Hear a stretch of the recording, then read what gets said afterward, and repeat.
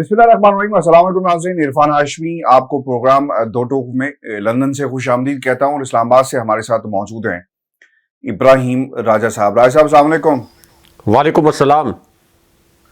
राजा साहब, तीन खबरों पर तफसील से बात करेंगे आज के इस दो टोक में। पहली खबर army chief general Asim Munir और इमरान खान साहब के मुतालिक एक बड़ी खबर हमारे पास मौजूद है, इस पर तफसील से बात करेंगे। और फिर इमरान खान ने ताकतवर शख्सियत के मुतालिक क्या दो राज खोले हैं, इन राजों से भी पर्दा उठाएंगे। और फिर इलेक्शन और हुकूमत गिराने के हवाले से इमरान खान साहब का एक सरप्राइज तैयार है, इसकी रुदाद भी अपने आज के दो टोक में हम शामिल करेंगे। लेकिन राजा साहब, ये जो खान साहब के इंटरव्यूज और जो जमान पाक में बैठकर वो हर रोज जो इंकशाफात कर रहे हैं, अब पाकिस्तान के अंदर साजिश करने वाले, रजीम चेंज में मुलव्विस आलाकार जो पाकिस्तान के अंदर थे और पाकिस्तान के बाहर थे, दोनों एक्सपोज हो चुके हैं। खान साहब ने आज कुछ मजीद इंकशाफात किए हैं।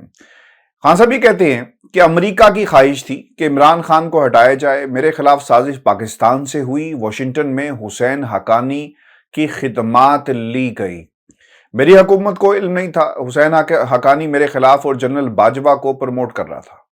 एक आदमी जो इसका जिम्मेदार है, इसे कहा कि मईशत नीचे गई तो इसे संभाला नहीं जा सकेगा। इसको कहा कि अगर मईशत नीचे चली जाती है तो फिर इसका जिम्मेदार कौन होगा। लेकिन हमें दिलासा दिया गया कि हम तसलसल चाहते हैं, लेकिन पता चला कि पीछे चोरी और वारदात जो है वो डाली जा रही है। फिर खान साहब ये भी कहते हैं कि मैं अपनी पंजाब खैबर पख्तूनख्वा की हुकूमत को मुल्क के लिए कुर्बान कर रहा हूँ, इलेक्शन से ही मुल्क में मुआशी इस्तेहकाम आएगा, मैं मुल्क के लिए कुर्बानी दे रहा हूँ।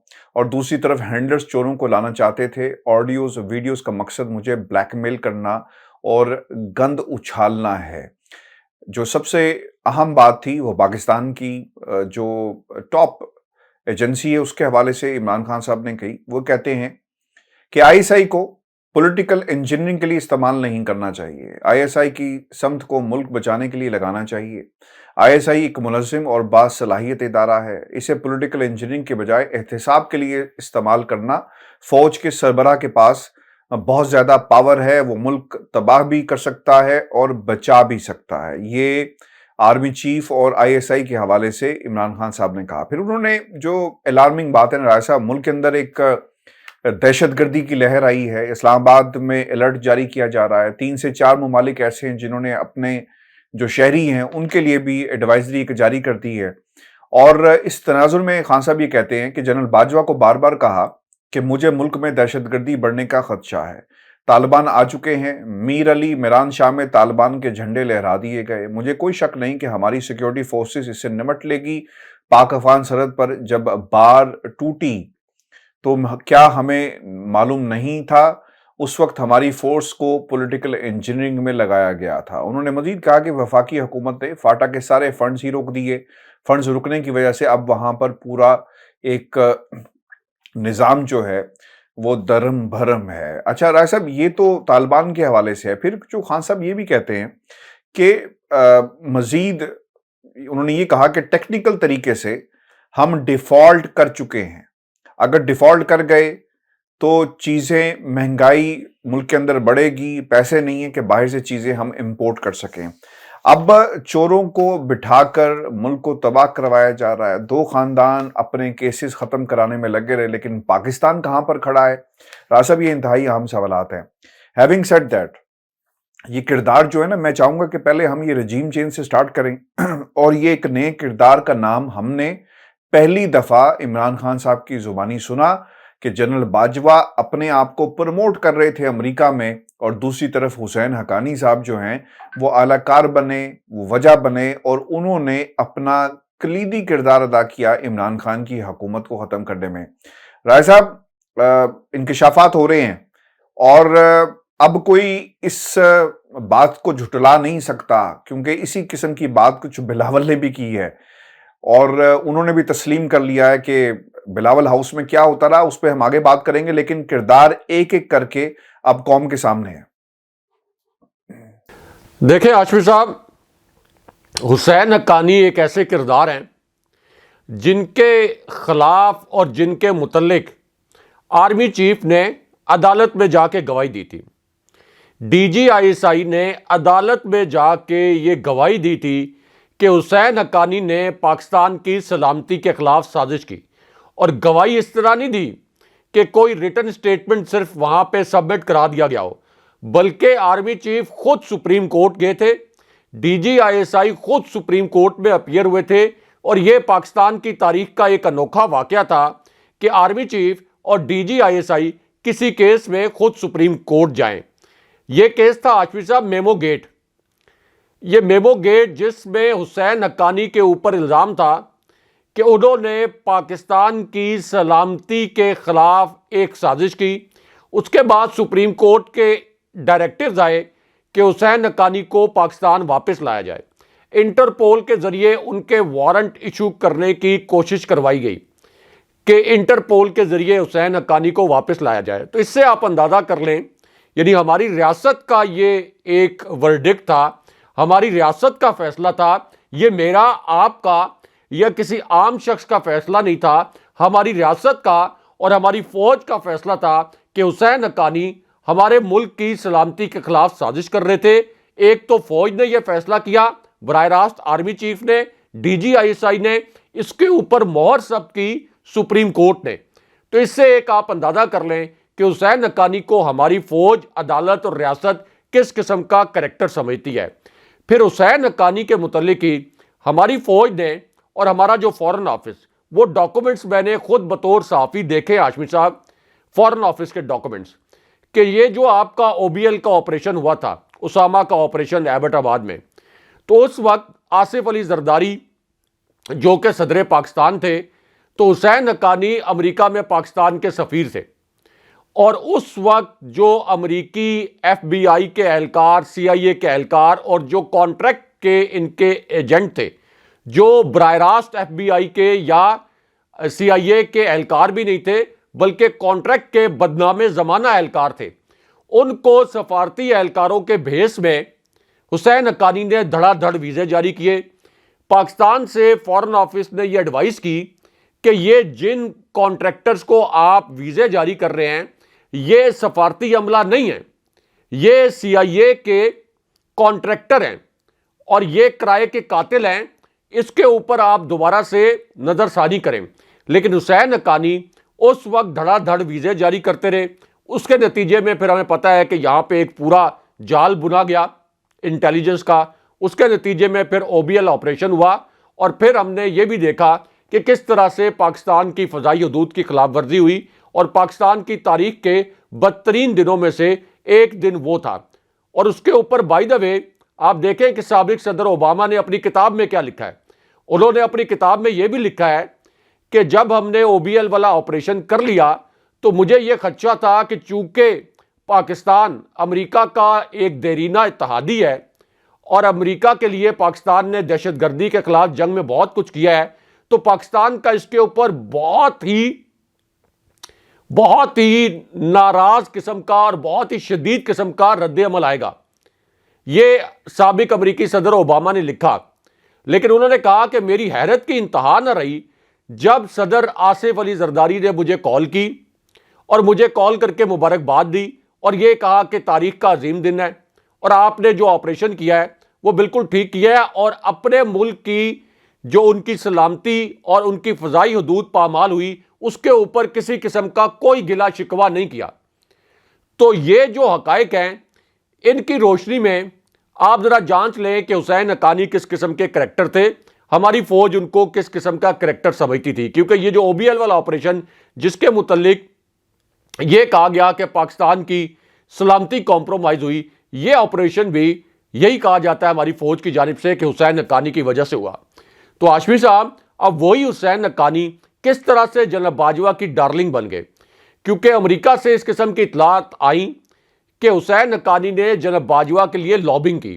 یہ اطلاعات آتی رہیں اور ان کی کہیں پر تردید نہیں کی گئی، اور اب عمران خان صاحب بھی یہ کہہ رہے ہیں کہ حسین حقانی اچانک جنرل باجوہ کی ڈارلنگ بنے اور وہ پھر جنرل باجوہ کے لیے لابنگ کرتے رہے۔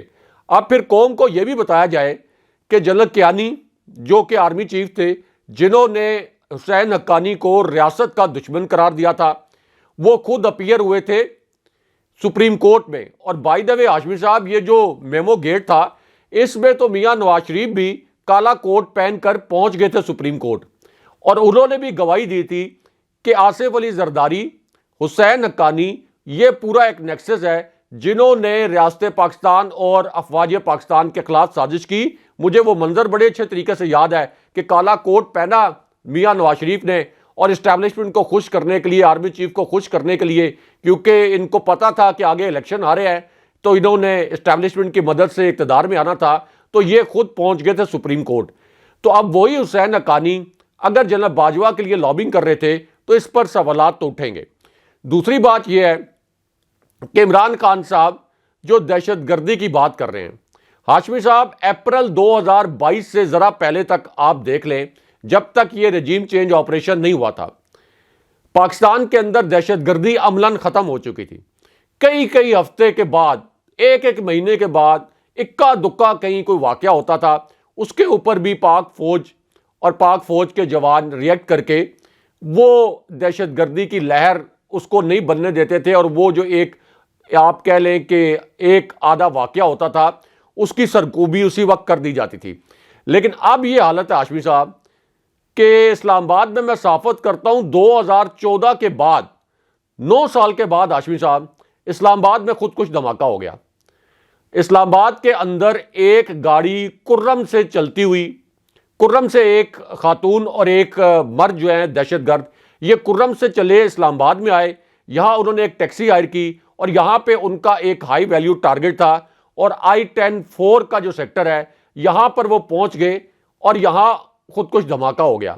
اب اس سے آپ اندازہ کر لیں کہ اسلام آباد کتنا غیر محفوظ ہو گیا, جو کہ سیف سٹی ہے, جو کہ پاکستان کا محفوظ ترین شہر قرار دیا جاتا ہے.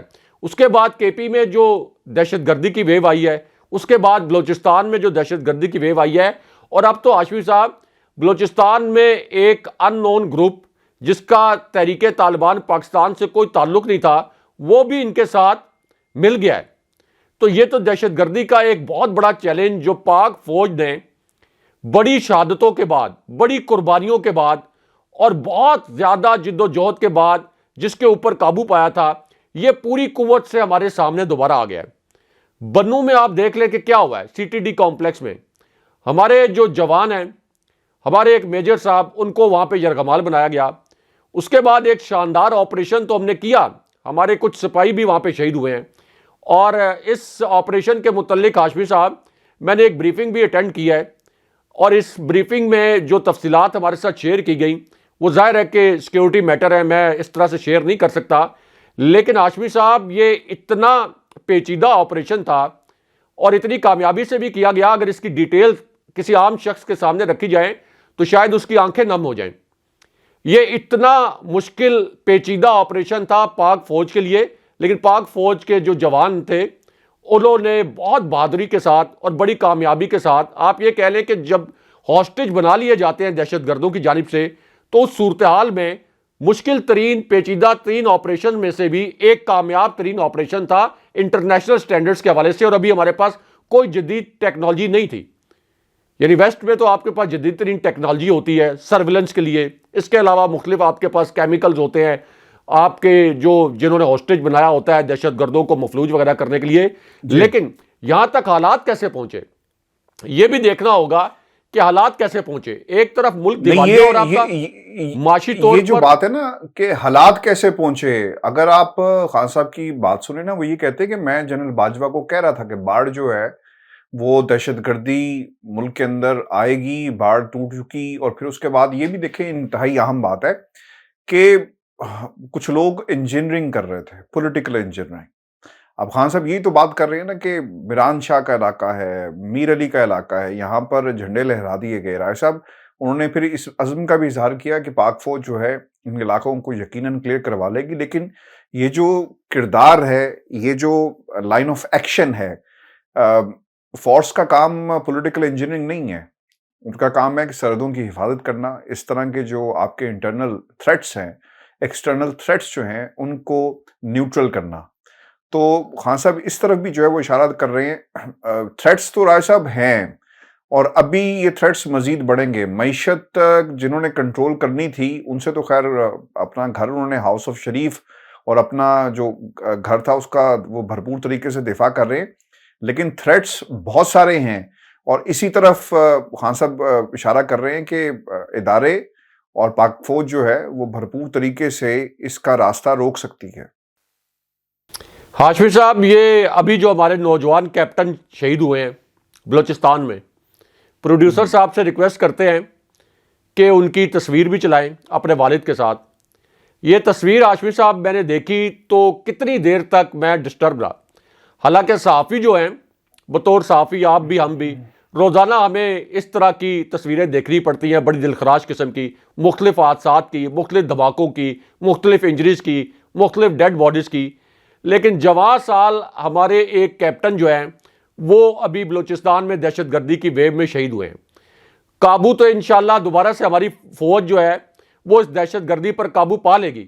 لیکن ہاشمی صاحب، جو ہماری پہلے والی قربانیاں تھیں جس کے نتیجے میں یہ امن قائم ہوا تھا، وہ قربانیاں کیسے فراموش کی جا سکتی ہیں؟ کیا پھر ہمیشہ ایسا ہی ہوگا کہ آپ قربانیاں دیں، دہشت گردی پر قابو پائیں، کچھ عرصے کے بعد دہشت گرد دوبارہ سے سر اٹھا لیں؟ یہ اگر ایسا ہی ہوگا تو پھر آپ کب تک لڑیں گے ان دہشت گردوں سے؟ آخر آپ کب تک لڑیں گے دہشت گردوں سے اگر یہ ہر چند عرصے کے بعد اسی طرح سر اٹھاتے رہیں گے؟ تو اس وجہ سے عمران خان صاحب جو کہہ رہے ہیں کہ یہ کرپٹ ٹولہ جو مسلط ہوا ہے، ہاشمی صاحب، ایک تو مجھے بڑی تکلیف ہوتی ہے ان کی باڈی لینگویج دیکھ کے. یعنی عمران خان صاحب کے چہرے پر ہمیں ہمیشہ مہنگائی کے حوالے سے اور ملک کے مسائل کے حوالے سے ایک کرب نظر آتا تھا. آپ دیکھیں کہ وہ یہ بھی کہتے تھے کہ یہ جو مہنگائی ہے اس کی وجہ سے مجھے نیند نہیں آتی، اور جتنے فکر مند وہ نظر آتے تھے عمران خان صاحب عوامی مسائل کے اوپر، یہ تو جو ابھی اس وقت آپ کا ٹولہ مسلط ہے یہ تو کہکے لگا رہے ہوتے ہیں، یہ تو ٹھٹھے جو ہیں وہ اڑا رہے ہوتے ہیں لوگوں کے، عام لوگوں کے. یہ تو پیٹرول مہنگا کرنے کا اعلان بھی کرتے ہیں تو کہکے لگا کے اعلان کرتے ہیں. یہ جب بجلی مہنگی کرنے کا اعلان کرتے ہیں تو ان کے چہرے کے اوپر ان کی باڈی لینگویج آپ دیکھیں کہ جیسے یہ عوام کا مذاق اڑا رہے ہیں. تو ہاشمی صاحب، معاشی طور پر اس کے باوجود انہوں نے ملک کو تباہ کر دیا، ملک مکمل طور پر ڈیفالٹ ہو گیا. اب حالت یہ ہاشمی صاحب، لوگ بینکوں سے اپنے پیسے نکلوا رہے ہیں، کیونکہ اب ایک اور اطلاع اسلام آباد میں اقتدار کی راہداریوں میں یہ گردش کر رہی ہے کہ پاکستان کے اندر اکنامک ایمرجنسی لگائی جا سکتی ہے، معاشی ایمرجنسی لگائی جا سکتی ہے. جس کے پیسے بینک میں پڑے ہوئے ہیں وہ پوری آپ کی اماؤنٹ فریز ہو سکتی ہے. یعنی آپ اپنی اماؤنٹ جو آپ نے بینک میں رکھی اپنے مستقبل کے لیے، اپنی ضروریات کے لیے، وہ فریز ہو جائے گی اور پھر تاحکم ثانی آپ اس میں سے پیسے نہیں نکال سکیں گے. اس قسم کی معاشی ایمرجنسی کی بات کی جا رہی ہے. آپ اندازہ کر لیں کہ کدھر یہ حالات لے کے چلے گئے ہیں.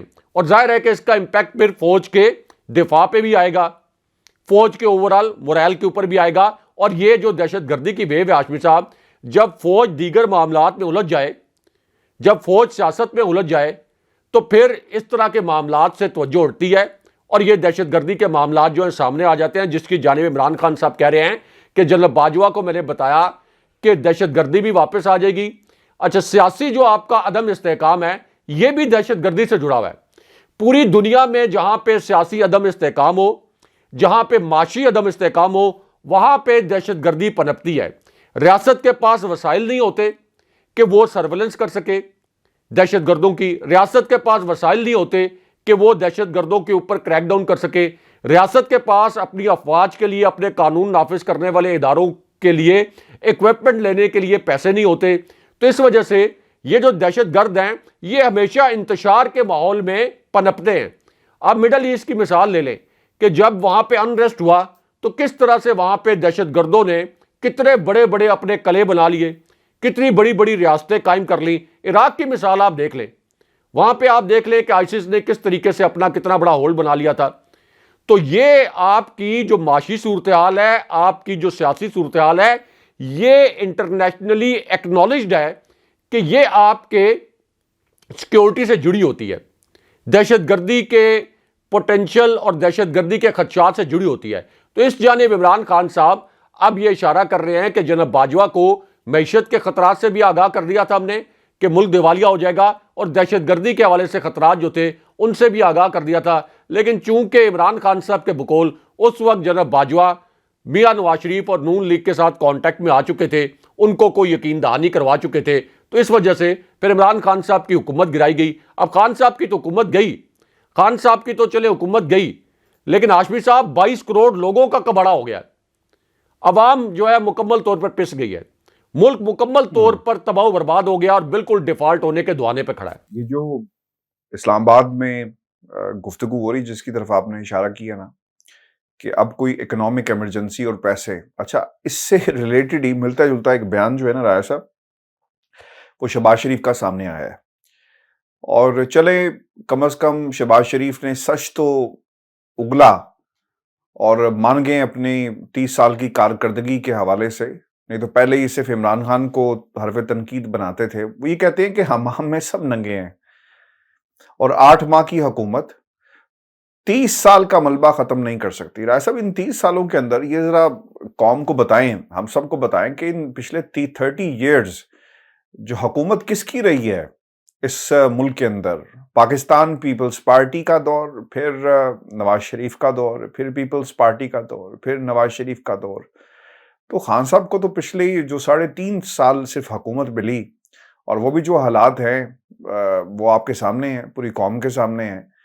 تو شہباز شریف کو آپ کریڈٹ دیں گے کہ انہوں نے اپنی غلطی تسلیم کر لی کہ ملک کا جو دیوالیہ نکل گیا, ختم ہونے کو پاکستان کی معیشت اور ڈیفالٹ ہم ٹیکنیکل کر چکے ہیں, اس کی وہ ذمہ داری لے رہے ہیں راجہ صاحب؟ ہاشمی صاحب, ایک تو لگتا یہ ہے کہ شہباز شریف کو افسوس یہ ہے کہ یہ بیچ میں عمران خان صاحب کی جو 3 سال کی حکومت آ گئی تھی, اس میں مبینہ طور پر ہم نسبتاً کم کرپشن کر سکیں. اس سے پہلے جو 30 سال تھے, آپ دیکھ لیں کہ 90 کی جو پوری دہائی تھی, 90 کی پوری دہائی میں پی ایم ایل این اور پیپلز پارٹی اقتدار میں رہے. اس کے بعد پرویز مشرف کا اقتدار آ گیا, اور پھر 2008 سے لے کر 2018 تک مسلسل 10 سال, 2008 سے لے کر 2013 تک رہی آصف علی زرداری کی حکومت. اور آصف علی زرداری کے متعلق خود یہ شریف خاندان کہتا تھا کہ ایسی ریکارڈ توڑ کرپشن کی ہے کہ ہم اقتدار میں آ کے آصف علی زرداری کا پیٹ پھاڑ کے اور ان کو سڑکوں پہ گھسیٹ کے یہ کرپشن کے پیسے نکالیں گے. اور 2013 سے 2018 تک پھر پی ایم ایل این کی حکومت رہی. تو اس کا مطلب یہ ہے کہ عمران خان صاحب کو تو 30 سال میں 3 سال کے لیے اقتدار ملا, اور ان 3 سالوں میں عمران خان صاحب نے کیا کیا؟ عمران خان صاحب نے پہلی مرتبہ پاکستان کا جو کرنٹ ڈیفیسٹ تھا اس کو ختم کر دیا. عمران خان صاحب نے پاکستان کی ایکسپورٹس کو ریکارڈ سطح کے اوپر لے گئے, یعنی کبھی پاکستان کی تاریخ میں وہ فگر اچیو نہیں کیا جو عمران خان صاحب کے دور میں ہم نے اچیو کر لیا. عمران خان صاحب کے دور میں بدقسمتی سے کووڈ جیسا چیلنج جو 1918 کے اسپینش فلو کے بعد اب 2019 میں آیا تھا کووڈ 19, تو 100 سال کے بعد وہ چیلنج آیا. عمران خان صاحب نے اس کووڈ کے چیلنج کے باوجود اکانومی کو نہ صرف 5.97% پہ لے گئے, بلکہ جتنا آپ کا نیچے والا طبقہ مہنگائی کے انٹرنیشنل فینومنا سے متاثر ہو سکتا تھا, ان کے لیے ایسے شاندار پروگرام شروع کی ہاشمی صاحب کہ عالمی سطح پر یو این کے لیول پر ان کو ایکنالج کیا گیا. اور احساس پروگرام کی سربراہ جو ثانیہ نشتر تھیں, بی بی سی نے ان کو دنیا کی 100 طاقتور ترین شخصیات میں شمار کیا. اور پھر یو این کے لیول پر کہا گیا کہ پاکستان کا جو احساس پروگرام ہے کووڈ کے دوران خاص طور پر جس طرح سے کام کیا گیا, یو این کے لیول پر یو این کے سیکرٹری جنرل نے اور یو این کے لیول پر یہ کہا گیا کہ یہ احساس پروگرام ویسٹ کے لیے ایک مثال ہے, ویسٹ کے لیے, امریکہ اور یورپ کے لیے ایک مثال ہے کہ کووڈ کے دوران جو پسے ہوئے طبقات تھے ان کا کیسے ان کو ہیلپ آؤٹ کیا جا سکتا تھا, ان کی مدد کی جا سکتی تھی. خاص طور پر کووڈ کے دوران جو عام لوگ, نچلا طبقہ بے روزگار ہوا, جو روزمرہ دیہڑی دار طبقہ تھا, ان کو کیسے ہیلپ کی جا سکتی تھی. تو ہاشمی صاحب اس کے بعد نیشنل ہیلتھ کارڈ, اس کے بعد کوئی بھوکا نہ سوئے, اس کے بعد پناہ گاہیں, یعنی نچلا طبقہ جو سب سے زیادہ اس سے افیکٹ ہو سکتا تھا. پتہ نہیں کیا قارون کے خزانے تھے خان صاحب کے پاس کہ ان کو بھی ریلیف دے دیا. آپ کی پیٹرول کی قیمتیں بھی ایک خاص حد سے آگے نہیں جانے دی, آپ کا جو ڈالر کی پرائس تھی وہ بھی ایک حد سے آگے نہیں جانے دی, اور بجلی کی قیمتوں میں تو 5 روپے فی یونٹ خان صاحب نے کمی بھی کر دی. اس کے باوجود شہباز شریف کی جب حکومت آئی, اس نے جو اقتصادی سروے جاری کیا, یہ پوائنٹ ہاشمی صاحب بڑا اہم ہے. یہ 5.97% کا جو گروتھ ریٹ کا فگر ہے یہ عمران خان صاحب کا فلوٹ کیا ہوا نہیں ہے, یہ انہوں نے نہیں دیا. یہ شہباز شریف کی حکومت میں جو اقتصادی سروے جاری ہوا تھا اس میں ایکنالج کیا گیا تھا کہ 5.97% گروتھ ریٹ ہے ہمارا. یہ بھی ایکنالج کیا گیا تھا کہ ہم نے زرعی ٹارگٹ ایکسیڈ کر لیے, صنعتی ٹارگٹس ایکسیڈ کر لیے, ایکسپورٹس کے ٹارگٹس ہم نے ایکسیڈ کر لیے. تو پھر مجھے بتائیں کہ کیا وجہ تھی عمران خان صاحب کی حکومت گرانے کی؟ جواز کیا تھا اس کا؟ کوئی جواز تھا؟ اور اگر کوئی یہ جواز سوچ کر عمران خان صاحب کی حکومت گرائی گئی تھی کہ شہباز شریف آ کر بہتر پرفارم کریں گے اور ملک جو ہے بہت آگے چلا جائے گا, تو پچھلے 8 مہینے میں جو کچھ ہوا ہے اس کے اوپر کسی کی تو اکاؤنٹیبلٹی ہونی چاہیے. اس کے اوپر پھر جناب باجوہ اگر یہ سمجھتے تھے, جیسے عمران خان صاحب نے کہا کہ شہباز شریف کو وہ جینیس سمجھتے تھے, تو پھر جناب باجوہ کا احتساب ہونا چاہیے کہ آپ کی اس پالیسی کی وجہ سے 22 کروڑ لوگوں کے اوپر کیا قیامت ٹوٹی ہے. اب ظاہر ہے کہ جناب باجوہ خود تو خوشحال ہیں. ٹھیک ہے کہ وہ جناب باجوہ یہ کہتے ہیں کہ 12.7 ارب روپے کے اثاثوں کی جو سٹوری ہے یہ سارے اثاثے میرے نہیں ہیں, یہ اس میں میرے سمدھی کے بھی اثاثے ہیں. وہ یہ بھی کہتے ہیں کہ میرے اثاثے قانون کے مطابق ڈکلیئر تھے, لیکن چلے قانون کے مطابق بھی ڈکلیئر تھے تو آپ تو خوشحال ہیں, آپ کو تو کوئی فرق نہیں پڑتا. آپ کے تو ظاہر ہے کہ آپ نے خود بتایا کہ آپ کا وہ سکھ چین پروجیکٹ ہے, اس کے اندر بھی آپ کا ایک عالی شان اپارٹمنٹ ہے. پھر ادھر گلبرگ جو اسلام آباد میں ایک بہت بڑی ہاؤسنگ سوسائٹی ہے, پھر ڈی ایچ اے. تو آپ تو خوشحال ہیں. ملک کا دیکھیں آپ کیا کباڑا نکل گیا ہے, عوام کا کیا کباڑا نکل گیا ہے. تو یہ 8 مہینے کے اندر جو کچھ عوام کے ساتھ ہوئے ہاشمی صاحب, صرف ہاشمی صاحب آپ کا جو گروسری کا خرچ ہے, گروسری کی جو کاسٹ ہے, یہ 200% سے زائد بڑھ گئی ہے. 200% سے زائد بڑھ گئی ہے. جو بندہ 50,000 روپے مہینے کا کماتا تھا, آپ یہ سمجھ لیں کہ اس 8 مہینے کے اندر اس کی قوت خرید 20,000 روپے کے قریب رہ گئی ہے. یعنی اس کو یہی سمجھنا چاہیے کہ اس کی تنخواہ 30,000 روپے کم ہو کے 20,000 روپے رہ گئی ہے. اس حد تک مہنگائی ہوئی ہے. تو اب آپ مجھے بتائیں کہ اس کا ذمہ دار کون ہے؟ کہر یہ سارا تو عوام پر نازل ہوا ہے. اور ابھی شہباز شریف یہ کہہ رہے ہیں کہ 30 سال کا ملبہ, 30 سال کے دوران تو آپ نے لوٹ مار کی, آپ کے شاہی محلات بن گئے. اور پھر جو آپ کی پوٹینشلی, جو نون لیگ نے یہ کہا ہے کہ ہماری پوٹینشلی اگلی پرائم منسٹر جو ہیں وہ مریم نواز ہیں, آپ ان کی ریلیونس دیکھ لیں ہماری عوام کے ساتھ کہ کتنے عرصے سے وہ لندن بیٹھی ہیں. پاکستان کے حالات سے لا تعلق, یہاں پہ بدترین سیلاب آ گیا, مریم نواز لندن بیٹھی ہیں. یہاں پہ لوگ مہنگائی کی چکی میں پس رہے ہیں, مریم نواز لندن بیٹھی ہیں. تو ہاشمی صاحب ان کے سٹیکس نہیں ہیں پاکستان کے اندر.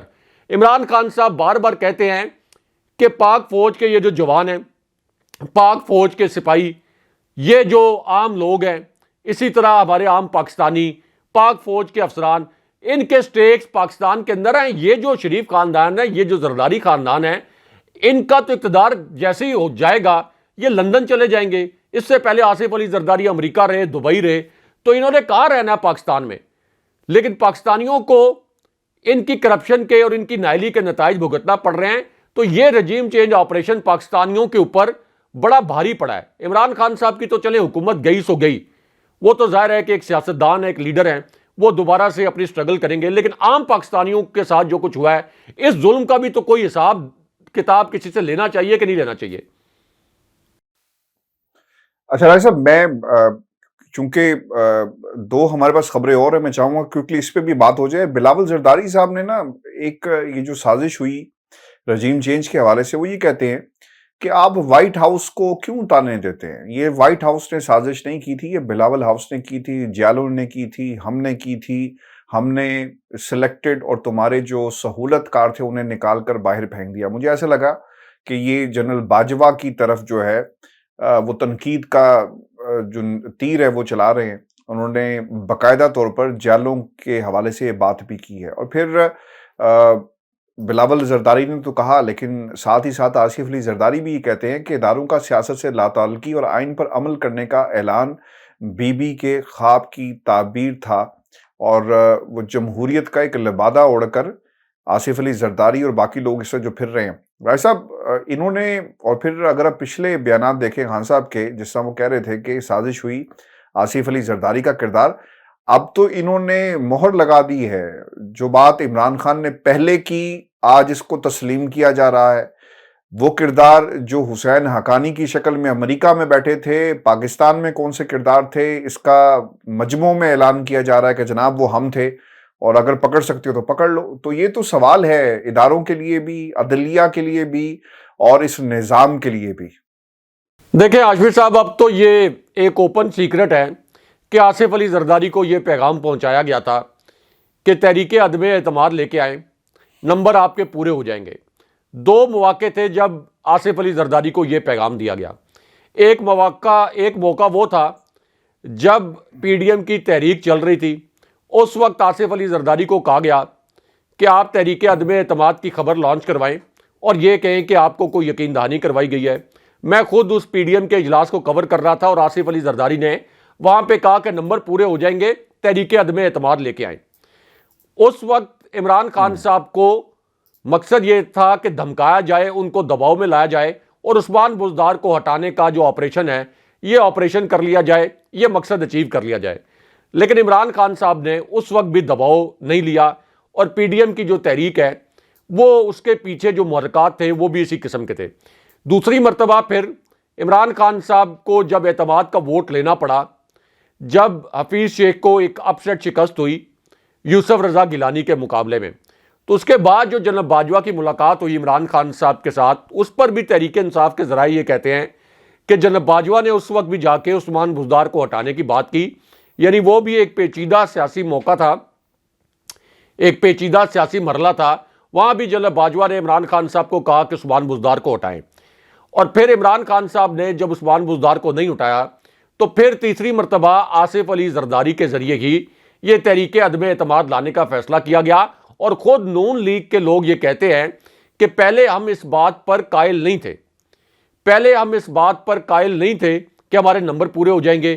پھر آصف علی زرداری نے ہمیں قائل کیا کہ ان کو کہیں سے گرین سگنل مل گیا ہے اور اس گرین سگنل کے نتیجے میں ہمارے نمبر پورے ہو جائیں گے. ورنہ ہاشمی صاحب تحریک عدم اعتماد آنے سے صرف 20-25 دن پہلے جو عمران خان صاحب بھی اب ویڈیو چلاتے ہیں جو بڑی وائرل بھی ہے، جو ہر جلسے میں وہ چلاتے بھی ہیں، جس میں شاہد خاقان عباسی وہ ایک 4 کا فریم بنا ہوا ہے ویڈیو میں، وہ یہ کہہ رہے ہیں کہ تحریک عدم اعتماد تو پاکستان میں کبھی بھی اسٹیبلشمنٹ کی سپورٹ کے بغیر کامیاب نہیں ہو سکتی. مریم نواز اسلام آباد ہائی کورٹ کے باہر بات کر رہی ہیں اسی ویڈیو میں، وہ یہ کہتی ہیں کہ اسٹیبلشمنٹ کی مدد کے بغیر تحریک عدم اعتماد کامیاب نہیں ہو سکتی، اس لیے ہم تحریک عدم اعتماد نہیں لانا چاہتے. آصف علی زرداری ہمیں مشورے ضرور دے رہے ہیں. احسن اقبال اسی ویڈیو کے تیسرے فریم میں یہی کہہ رہے ہیں کہ تحریک عدم اعتماد کسی صورت فوج کی مدد کے بغیر کامیاب نہیں ہو سکتی. تو 20 دن پہلے 25 دن پہلے تک تو یہ باتیں چل رہی تھی. لیکن پھر آصف علی زرداری نے، جو عمران خان صاحب نے بھی کہا کہ آصف علی زرداری کے ساتھ ڈیل تھی، پھر انہوں نے یہ پیغام پہنچایا کہ یہ تحریک عدم اعتماد کامیاب ہو جائے گی کیونکہ گرین سگنل دینے والوں نے گرین سگنل دے دیا ہے. اور پھر آصف علی زرداری نے بلوچستان عوامی پارٹی اور ایم کیو ایم کے ساتھ جو مذاکرات کیے، پھر فوٹو سیشن ہوا. تو اس وجہ سے بلاول ٹھیک کہہ رہے ہیں کہ یہ سب کچھ انہوں نے کیا ہے، یہ ٹھیک کر رہے ہیں، یہ اعتراف. اچھا میں نے چونکہ پروگرام کا وقت ختم ہونے والا ہے، کچھ چیزیں میں جاتے جاتے بیان کر دوں کہ ایک تو آرمی چیف کو بدنام کرنے کی کوشش بند ہونی چاہیے. فواد چوہدری صاحب نے کہا کیونکہ ایک ٹویٹ کیا گیا تھا اس کے نتیجے میں کہ شاید وہ ٹویٹ یہ تھا کہ جعلی آڈیو لیکس کی پرواہ کسے ہے، یہ کہنا کہ لیکس نئے سربراہوں کے احکامات پر کیے گئے بالکل فضول سی بات ہے. اور تحریک انصاف نے کبھی بھی نئے آرمی چیف سے مطالبہ نہیں کیا اور نہ ہی رابطہ کیا. وہ میرا خیال ہے کہ جو عارف علوی صاحب ہیں انہوں نے یہ معاملہ اٹھایا تھا تو اس تناظر میں یہ ٹویٹ کی اور پھر اس پہ فواد چوہدری صاحب کا جو ہے جواب آیا. لیکن رائے صاحب جاتے جاتے یہ بھی ہم بتا دیں اپنے سننے والوں کو کہ گورنر پنجاب یہ کہتے ہیں کہ پرویز الہی اعتماد کا ووٹ لیں تو پھر انہیں حق ہے کہ وہ اسمبلی توڑ دیں. چلیں کم از کم اس پوائنٹ پہ گورنر صاحب جو ہیں وہ آ گئے ہیں اور وہ یہ بھی کہہ رہے ہیں کہ گورنر راج جو ہے وہ بھی آئین کا حصہ ہے، یعنی اس قسم کے آپشنز اور وائبز بھی جو ہیں وہ دی جا رہی ہیں. اس میں عاشور صاحب اس میں مارچ اپریل کی ڈیٹ جو ہے، مارچ اپریل کا مہینہ، یہ عمران خان صاحب کا تیسرا انٹرویو ہے جس میں وہ مارچ اپریل میں الیکشن کے امکان ظاہر کر رہے ہیں اور یہ کہہ رہے ہیں بڑے یقین کے ساتھ کہ مارچ اپریل میں الیکشن میں دیکھ رہا ہوں. تو اس کا مطلب یہ ہے کہ عمران خان صاحب کو پتہ ہے کہ پنجاب اور کے پی اسمبلی کی تحلیل یا ان کے پاس جو سرپرائز ہے اس کی وجہ سے ایسے حالات بن جائیں گے جس میں اپریل تک جا کے یہ الیکشن ہو سکتا ہے. اس کی ایک اندرونی کہانی بھی ہمارے پاس ہے، وہ اگلے پروگرام میں ڈسکس کریں گے. بہت شکریہ ایسا ویڈیو جی، آج کا شو تھا ہمارا. اپنے کمنٹس بھیجیے گا، چینل کو ضرور سبسکرائب کریں مجھے اور ابراہیم راجہ صاحب کو اجازت دیجیے. اللہ نگہبان.